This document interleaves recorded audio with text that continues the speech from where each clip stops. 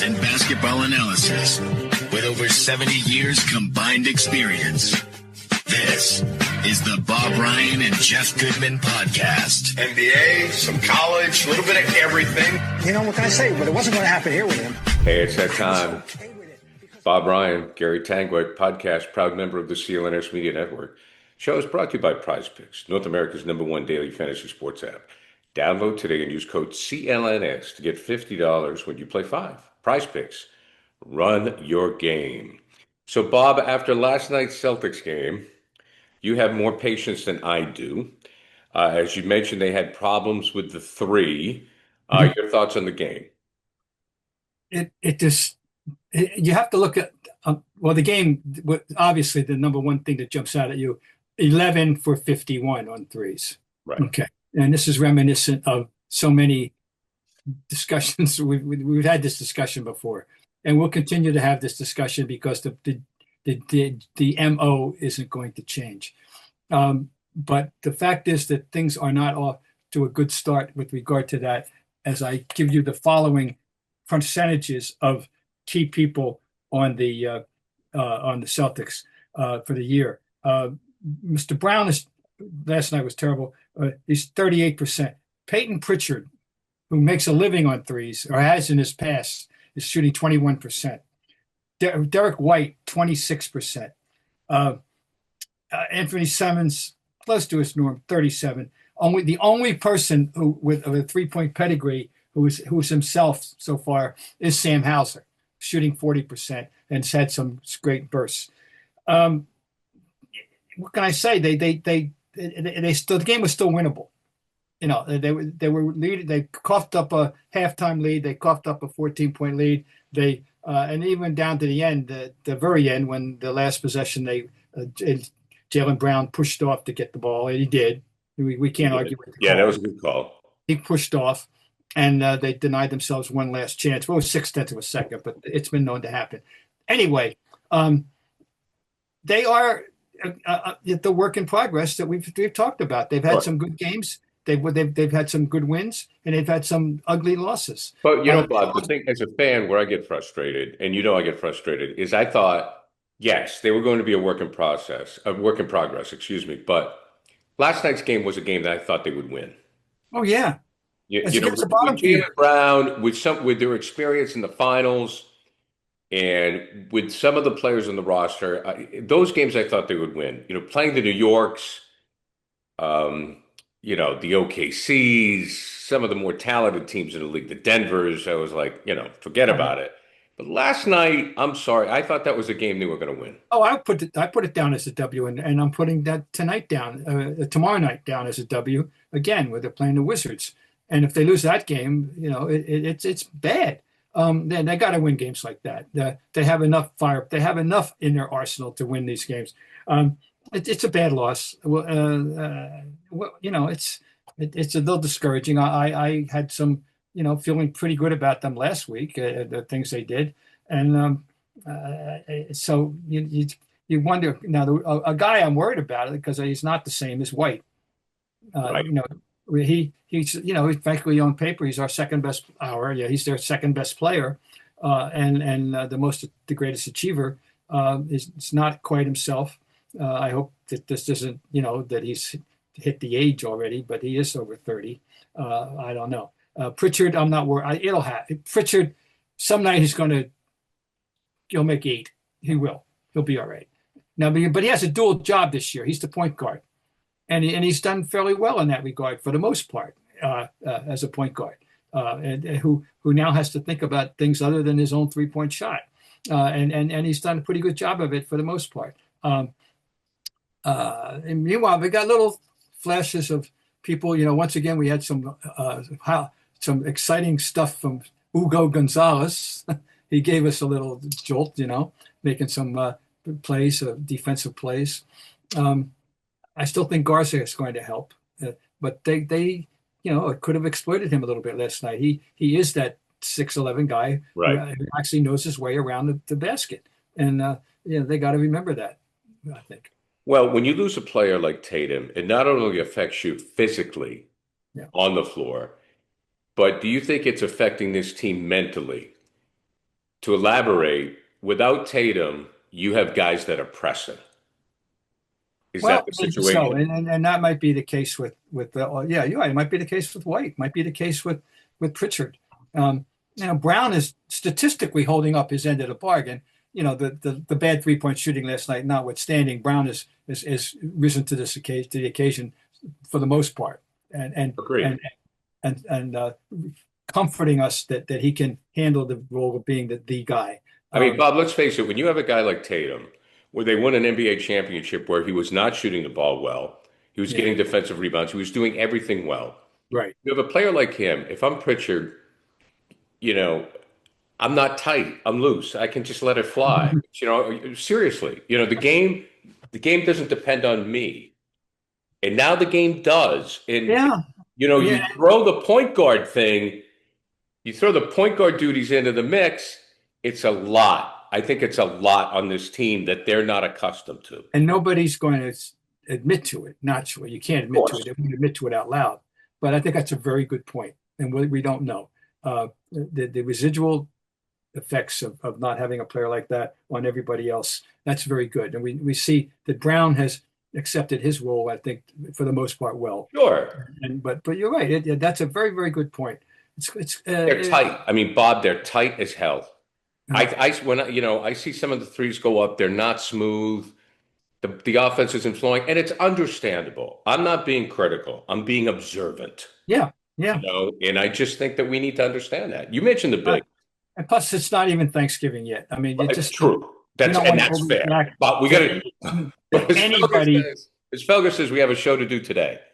We don't want to overreact to anything anybody's doing, good or bad, with the exception of the defending champions who are 7-0, and look like they're inheriting the crown role very nicely. There's some teams off to good starts that we'll see how they're going to be. Philadelphia, Chicago, etc. The Lakers. Let's talk about the Lakers. Can I ask you one more question about the Lakers. Celtics before we go to that? Yeah, The fact is, we knew going into the season they don't have a big. It's a problem. I mean, right. people need to remember when they won the championship, they had Porzingis in the playoffs. They also had a healthy Drew Holiday, which people seem to forget. It's revisionist history that, oh, well, it was just Tatum and Brown. Well, it was not just Tatum and Brown. It was a lot more that this team doesn't have. How do they handle the big problem? And do you see any potential on this roster to fill that void? Well, we know that scoring, that Simons is a 30-point game waiting to happen. Right. He'll have I'll predict he'll have at least a couple of 30-pointers off the bench this year. And certainly 25s, no question. He is the scorer we thought he was, I think. No, there's no question. But beyond that, we just need Pritchard to find a shot. And if Hauser maintains this, the way he's been shooting, which we think he can, that's nice. And once again, though we don't know, are they? The rest of the league has made an assumption from the day one that Simons would be a potential trade deadline guy, and they've never spoken in those terms. Of course, we don't know what they're thinking in that regard. But down the road, there might be somebody coming. No, they're going to have to live with this group. We've seen them have stretches where they played very nicely, but 11 for 51, and they almost won. That's the thing. They lost a game. They lost on a tip-in, basically at the buzzer with 6. They lose on a putback. But you're right. It's to a bad team. It's a bad loss because you don't want to lose at home to a team that isn't going anywhere, namely the Jazz. Okay. Now moving on. You were going to elaborate on the Lakers. Well, just that Austin Reeves, he broke out last year, but he's really breaking out this year. Now they got Jake LaRavia, who I had paid no attention to in his previous life, and is giving him something. They seem to be enjoying themselves in their LeBronless and their Doncic-led status. Doncic is living up to it. He's making people in Dallas complain. I saw someone on. I was watching NBA TV yesterday, and I forget who it was, said the worst trade I've ever seen. The Doncic trade. whatever. But the Lakers are playing well. It'll be interesting to see. LeBron, I believe, is capable of fitting into any circumstance that is necessary. The breadth and depth of his game is unsurpassed. He still can do anything he needs to do. They might be better than we thought. And they could. I'm not saying they're a contender, no, but they're going to entertain their fans, I think, all year long very well. Doncic is impossible to just. You got to love him. So good for them. And I think it's important to have the Lakers good. It's good for the league. Oh, Just as I think it's always been important to have the Knicks good when they're good. Well, for Doncic, how much of an impact has been his physical transformation? I guess nobody's talking about it now. I think it's just a given that he is a better fit guy. I don't know if he's actually playing any defense or not. I'll have to, we'll have to run an investigation. No, seriously, I don't know. I know, but that's no, because that was part of the rap. But apparently, he's off to a great start, and he is a marvel. And there we go. All right. Yeah. So, I remember when you and I were talking about Ja Morant. We love the guy, and he was going to be one of the new faces of the league. He's back from a 1-game suspension. Seems to not be a happy guy. No, to say the least.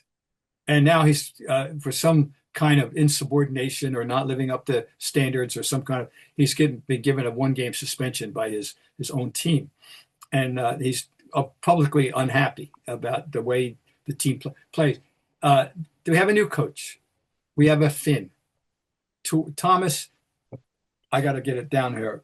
Lasalo, about whom that none of us knew anything about him, and he's the first Finn, obviously. The coach in the NBA, and he's bringing a different kind of a system, and Ja frankly doesn't like it. And now the question, we have to just remember how potent he was, and he was the rookie of the year. This is, by the way, he's 26. This is 7th year, modern NBA. This is like, his progression was points a game wise, 17, 19, and then a 3-year stretch. 27, 26, and 25 points a game. Dropped a little 2 years ago last year to 23. He's down to 20, and he's shooting his lowest career percentage. He's a 50% shooter overall. His career is shooting 43%, and he's very unhappy. And the question is there a market, and how much would people give to get him? Because that he does bring some off-the-court baggage. He does. And that's the issue here. Is he going to sabotage his own career? Is that what's going on here? That's the question. This is an out of the box question, and it's for the sake of discussion. I'm not suggesting this happened, but I'm just curious. Could he play with Tatum? We don't know. Until you put him in a different circumstance, we won't know. I would think someone will look out there and say, I can manage this guy. Someone will make a deal. There's no doubt. In all sports, this is, people that look around and say, well, let me have a shot at him. I know. And I think there'll be people that would want to have a shot at the guy with this raw talent. Well, I'm just saying, it looks like Brown is making a ton of money. So I don't know. I don't think the numbers would work. I don't know if Memphis would want to take on that salary. But just from a discussion, if you swapped out Jaylen Brown for Ja Morant, I'm just talking about I hear you. ability. How would that work? Well, that's a good question. It's risky. I'll tell you what, Bob. It's risky as hell. However, if you had Morant and Tatum on the same team and Morant was buying in. Well, we went that route with Kyrie, remember?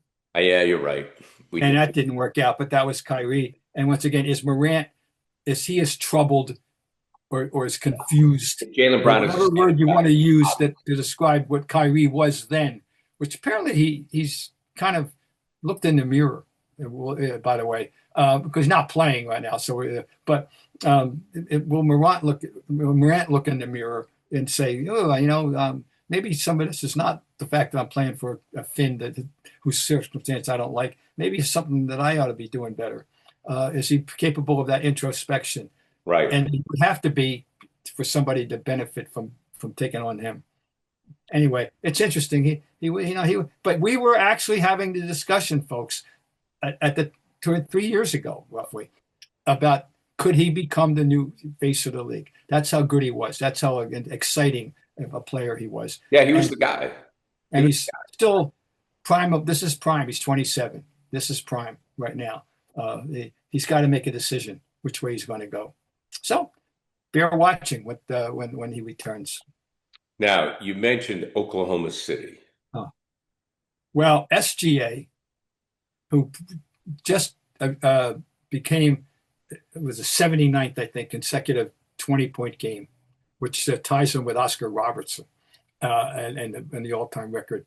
He has climbed up the top of the ladder in this league and among guards and a top 5 player. And he is the defending MVP, and he's playing the same way again. And they're playing the way I've seen many defending champions come back the next year with a renewed swagger and confidence and this is and I've seen it and this is another example of it. Remember how young they were. Now they are one of the 2 youngest teams to win a championship in the last 50 years. The only other team that was as young at the starting lineup as they are was the 77 Trailblazers, who didn't fulfill their destiny because of injury. Not just to Walton, but primarily to Walton.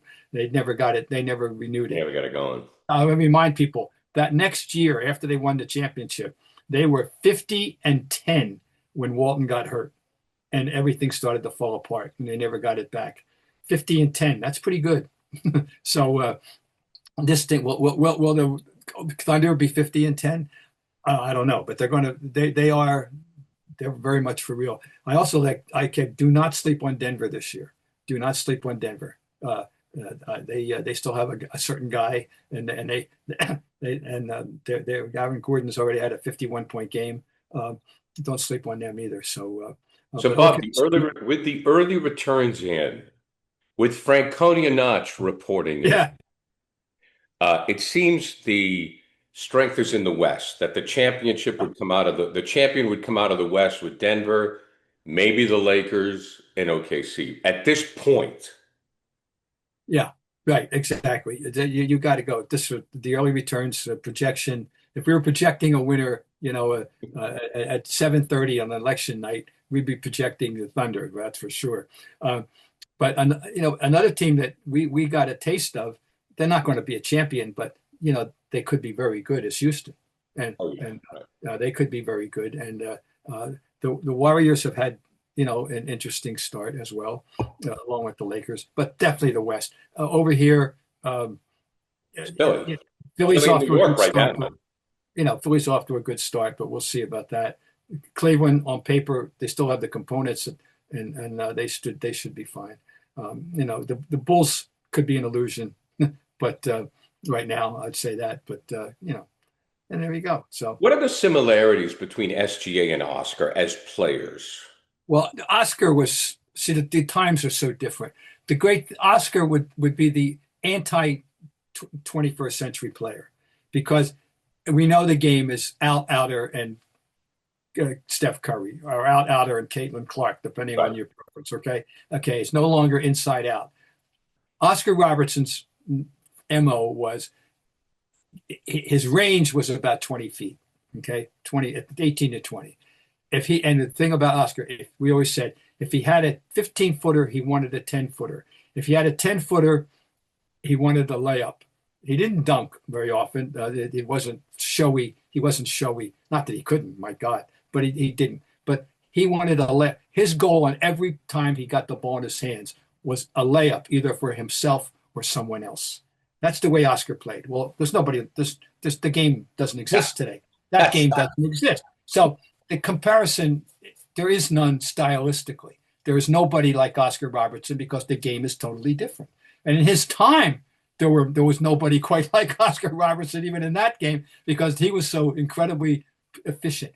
The Oscar Robertson, my great mentor Frank Power, the late great assistant coach at BC, used to say, he is the human clinic. If you want to know how to shoot, watch Oscar Robertson. If you want to know how to pass, watch Oscar Robertson. If you want to know how to rebound, watch Oscar Robertson. He was a clinician.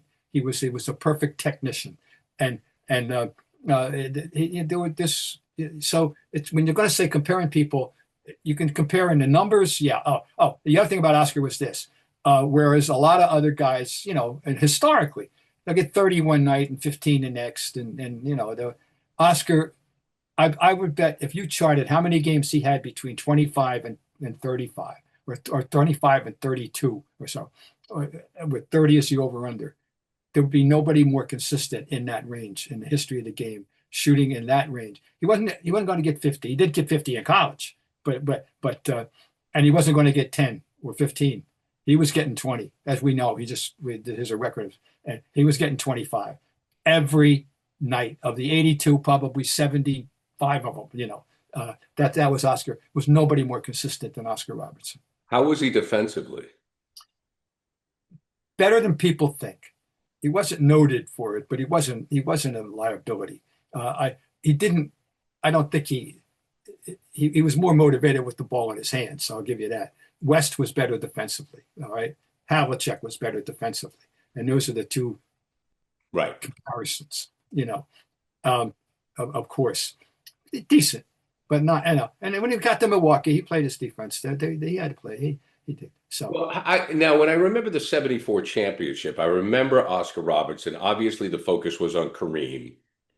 And that was towards the end of his career. It was Oscar was aging.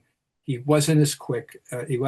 Don Chaney was able to guard him, and Don Chaney was able to press him. And that was one of the tactics. Game 7, they were determined in Game 7, the Celtics out in Milwaukee, to pressure the Bucks, and they did. And Oscar was rendered relatively inconsequential at times in that series because of the great defense of Chaney, who was 6'5" with the long arms and was devoted to defense. And Oscar was aging. So he wouldn't have been affected by Chaney, in his prime, the way he was in those series. He had delivered the goods for them in 71, as when they got him and for a championship. But this is 3 years later. He was on his last legs, literally. Did Cousy coach him? Yes and no. Put it this way. They didn't. Cousy, do you realize Cousy comes into Cincinnati in 1969, and before the season's half over, he has traded away their two icons, Oscar Robertson and Jerry Lucas. Cousy, they didn't get along. I don't know the details. I don't know if I even want to press Cousy about this, but Oscar wasn't happy, and Cousy wasn't happy with Oscar, and he traded them to Milwaukee for Charlie Paulk and guard. I'll get it, and the guard, and they traded Lucas away to Golden State. Wow. You remember Charlie's name. That trade was early in the season. Oscar didn't play for Cousy very long before Cousy said bye-bye. That's interesting. Two great point guards. Two great ones, but there was some kind of a clash there, and I don't know what it was. And that's a great question. So the answer is yes and no. Well, Cousy did Oscar a favor because they won a championship. Oh yeah, they weren't winning the championship. And so, let me say this about those Cincinnati Royals teams: but for Bill Russell, they win one or two. They had a nice lineup. They had Wayne Embry, Lucas, Jack Twyman, who was a one-time 31-point scorer, Arlen Bockhorn, and Oscar. Gee, that's pretty good. That's a very good team, but they just couldn't beat the Celtics. So Russell coached against Cousy. Yeah, it's in Seattle. I'm trying to think of when Russell. Now Russell, remember, he retired from the Celtics in '69. I have to look up exactly when he took over Seattle. More than likely, I'm sure he did. Well, no, but what I'm saying is, when did Cousy take over Cincinnati? 69? 69-70, the first year after Russell retired. Oh, okay. So Russell subsequently took the Seattle job. But that's and weird. I'm sure that they overlapped. Right, you had Cousy coaching against the Celtics, which is Oh, it was opening night. My first game I ever covered, guys, it was 1969 opening night, and it was the Royals, and it was Coos, and they beat the Celtics 110 to 108, and No. as I recall. And How, my how, little, how weird is that? well, it was very weird. And, um, this is a personal anecdote. I'm 23 years old. I'm covering my first NBA game. I mean, what am I doing here? And I'm in the locker room and I'm interviewing at the Royals, and all of a sudden I'm saying to myself, "Oh my God, I'm talking to Oscar Robertson." I almost did the wee wee in the pants Oh, when yeah. I was talking to Oscar Robertson. I mean, I was so out of my element. Just my God, what have they done? What am I doing here? Yeah, that was that was something. But I did have the comfort of talking to Kuz, who I knew because I was the play-by-play broadcaster at BC for 4 years. And Kuzi, I had to interact with the coach from the time I was 18 years old. So actually, I knew Kuzi. So I've now known Kuzi, for 4 years. Yeah. So The amazing Bob Cousy. uh, he's wonderful, folks. He's 97. He's not that mobile, but he's 1,000% lucid. He's got all his faculties.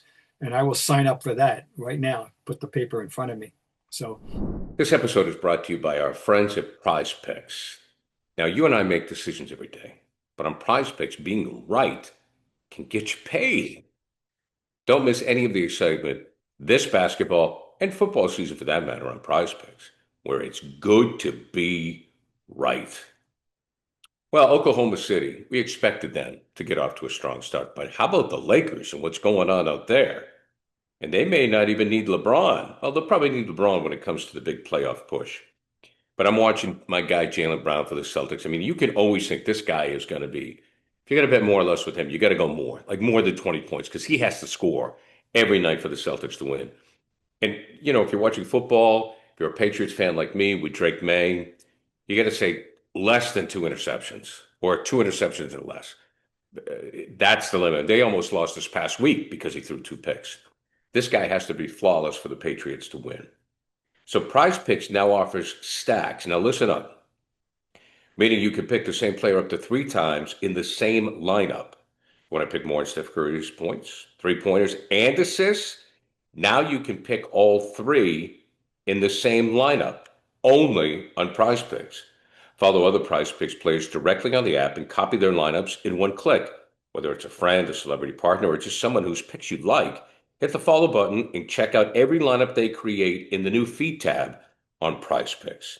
So download the PrizePicks app today and use code CLNS to get $50 in lineups after you play your first $5 lineup. That's code CLNS to get $50 in lineups after you play your first $5 lineup. PrizePicks. It's good to be right. Feel organized and confident in your finances with Monarch, an all-in-one personal finance tool that brings your entire financial life together in one clean interface on your laptop or your phone. And right now, for our listeners, Monarch is offering 50% off your first year with the code HOOPS at monarch.com. So you can identify with Monarch that you aren't saving as much as you thought, or you need to be putting certain allocations of money in certain areas. For example, I mean, my wife, we found a 401k like 2 jobs ago that we'd forgotten about. And so now with Monarch, you get to put all of this together and you can realize what your net worth is, understanding how much cash is just sitting idle. And it's less stressful because it's all on your phone. You just take a look and you know what you're dealing with because the numbers don't lie. And Monarch brings you the numbers. So you can maximize your investments. You take a look at the savings rates. You look at your finances. You see how the rates are doing. You see how much is going in and coming out.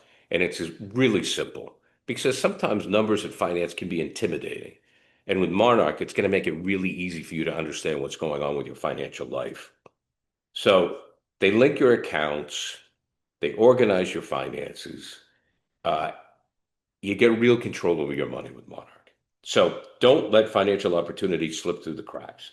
Use code HOOPS at monarch.com in your browser for half off your first year. That's 50% off your first year at monarch.com with code HOOPS. For those of you listening to this show, we ask that you subscribe to the podcast, like and leave a review. For those watching the show on CLNS, go ahead and hit the like button and subscribe to the Celtics All Access YouTube channel, where you can find our show and a lot of other great Celtic content. Also, please make sure to turn on your notifications so you know the instant a new video drops. Bob, before we go, I want to cycle back to Mazzulla for a moment. Mm-hmm. They shot 51 threes last night. Obviously, they're still looking to be a three-point team. Can you paraphrase what he's trying to do? I mean, he's got a tough job. I'm not going to get on the guy. I mean, I didn't like his antics at the beginning of the season, but I'm not going to scream at Joe Mazzulla. But can you get an idea of what he's trying to do with this team or what he's experimenting with? Well, he's got a bunch of guys who on paper ought to be they are 3-point guys, that he's got, and we know that. Pritchard and White and Hauser are all 3-point guys. Simons can make it three. They've got these guys. He told us all about the 2-on-1, get the 2-on-1, get the 2-on-1. All right. Well, I don't know last night, how many 2-on-1s they had,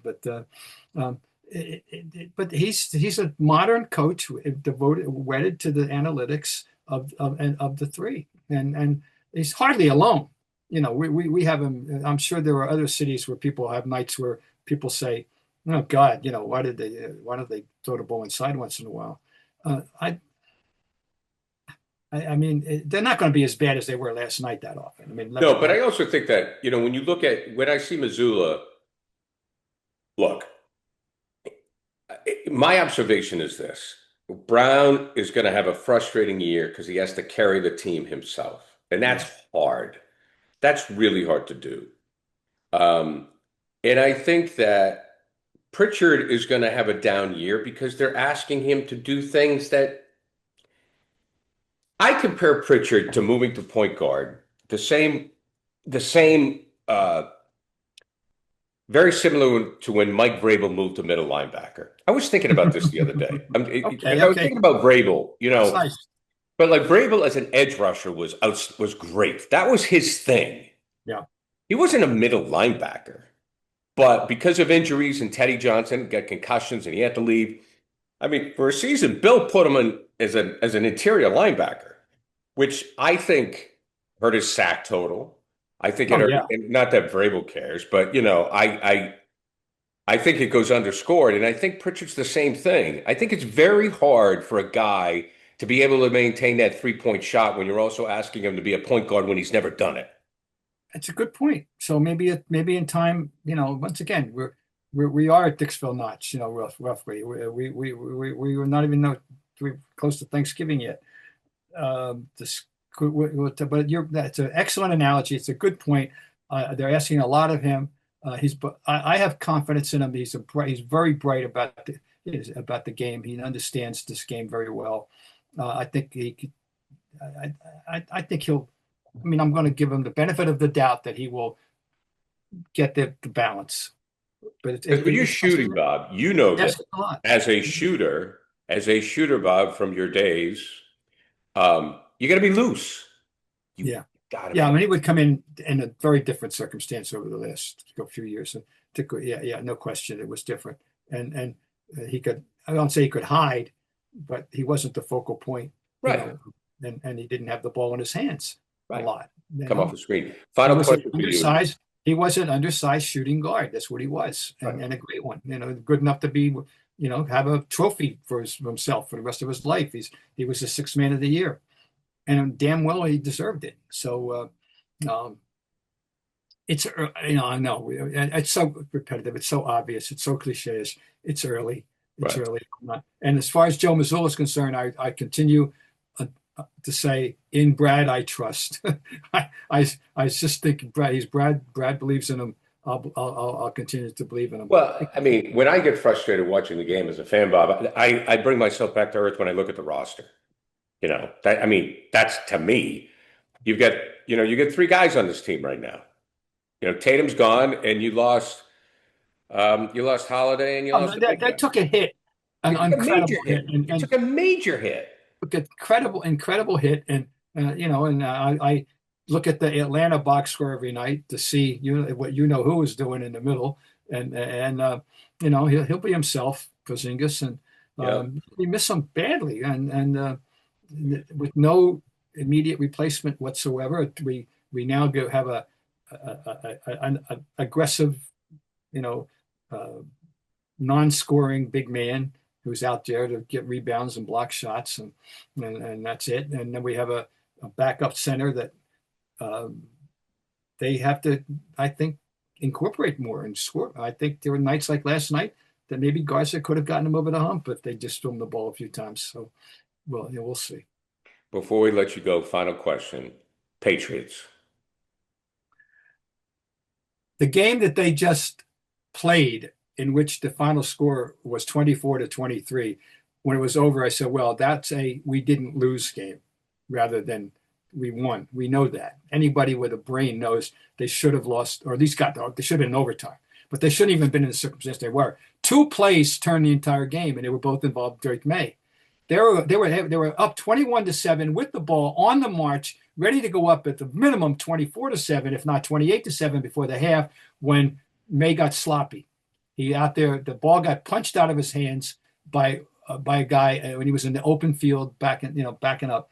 Never should have happened. And then they go down and score a touchdown. Okay, that's play one. Second one was the interception, where there was apparently quote unquote miscommunication between himself and Hunter Henry, and they scored after that. They took both of those turnovers and scored. They shouldn't have had the ball either time. So, but they should have won that game anyway. They did luck out and win the game, and that's one that we're lucky that they're just lucky to have. I still feel very upbeat about them, about him. I think he beat himself up on it, and he should, and that's good. The schedule is still the schedule, Gary. There's no reason, nothing to prevent them from winning 11 or 12 with the schedule. No question. And I mean, if they just play the way they can play. Now we got a problem. We got an injury running back, and we're little and Stevenson. Just when he looked like he was looking like a little bit like his old self, he's hurt the toe. Will Henderson be able to pick up the slack and all that? We body's hurt, and that's bad. But the wide receiving has been a major plus this year, which no one expected. Other than they thought Diggs would help, but the little guy Pop Douglas is, he's very important. Anyway, I like this. I still feel good about them. I'll just put it out. You've been listening to the Bob Ryan Gary Tanguay podcast, proud member of the CLNS Media Network. Show is brought to you by PrizePicks, North America's #1 daily fantasy sports app. Download today. Use code CLNS to get $50 when you play 5. PrizePicks, run your game.